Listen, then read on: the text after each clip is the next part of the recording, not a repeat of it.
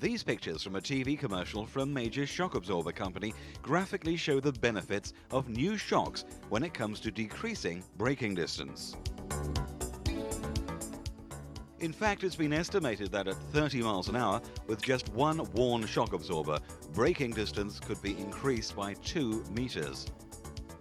Tests have shown that with worn shocks, the driver can lose control of his car at only 35 miles an hour when swerving to avoid an obstacle. On a wet road, aquaplaning begins at a far lower speed, here at only 50 miles an hour.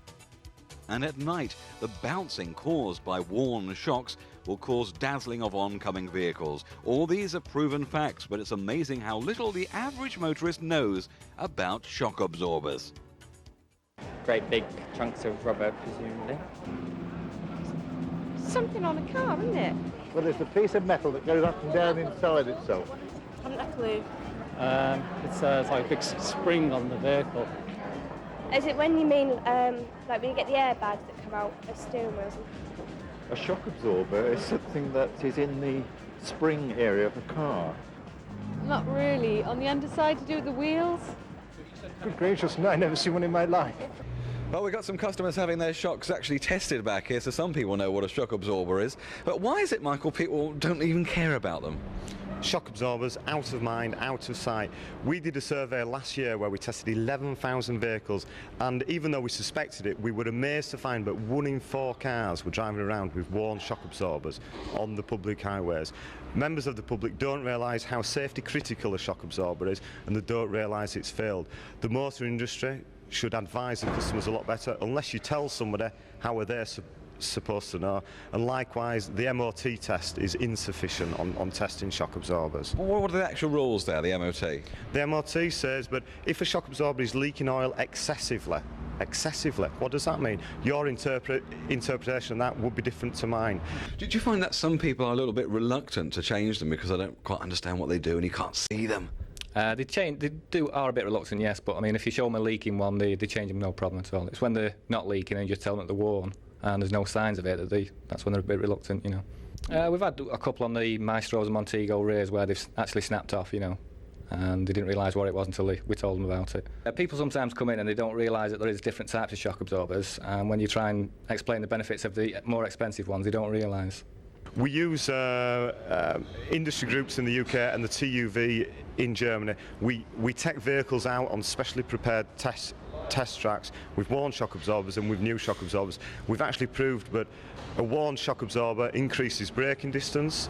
It allows the car to aquaplane a lot faster on cornering. It's a lot less stable.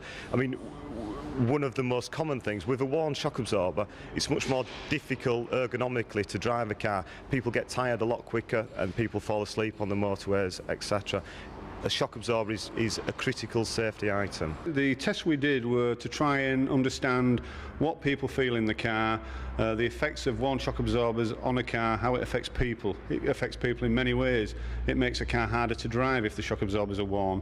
It's harder to corner. It's harder to brake quicker. So we did all these tests to prove that. It's very easy for us to say we believe, but we now know, rather than walking around saying we believe that. This obviously is the spring on the car with the shock absorber. Right. The point where the handle is, the wheel would be normally connected. If we push down on the shock absorber, as happens on a car when the car is moving, we compress the spring. When the spring's released, the spring should be damped rather than coming out on its own energy. The shock absorber is designed to take away some of the energy of the spring. With a worn shock absorber, that doesn't happen. Oh my God. Right, okay, so basically not a very smooth ride, is it? And not very safe? Safety would be the main thing. I don't think you'd even notice a smoothness. You would be trying to keep the car on the road with the shock absorber in this condition. And what's the other one then, an OK shock absorber? This is an OK shock absorber as we supply new, just fitted to your car. Same spring, same energy in the spring, and the shock absorber damps the energy. Now, you've brought with us today a kind of a history of shock absorbers, haven't you, Colin? What's this old one you got here? It's a very old one from around the early 1900s, I would expect, but I can't find any dates on this one, so I can't be too sure when it was made. But this is a friction device shock absorber fitted on the very early cars, where there would be material within here of a leather wadding of some form of material, and that would cause friction when these two pieces are pushed together. Right. And the force required is very, very high. Okay. This is why most of the vehicles in those days tended to have a very, very hard and choppy ride, as you can see on the London to Brighton Run vehicles. Yeah, they bounce around all over the place, don't they? Just what is this, and why is this latest high-tech thing? Well, firstly, this is actually a strut, a front strut off a car. What this allows us to do is remove some of the compromises that we have as shock absorber manufacturers, where we look for comfort in a car and also safety, stability, control. People talk about comfort, they talk about control. It's a compromise that we have on a daily basis. This allows us to make the shock absorber have more comfort with the same amount of control when it's required. In a nutshell, a shock absorber keeps a wheel on the road. You can have the best tyres, the best brakes. If the wheel isn't in contact with the road, your braking will be severely reduced.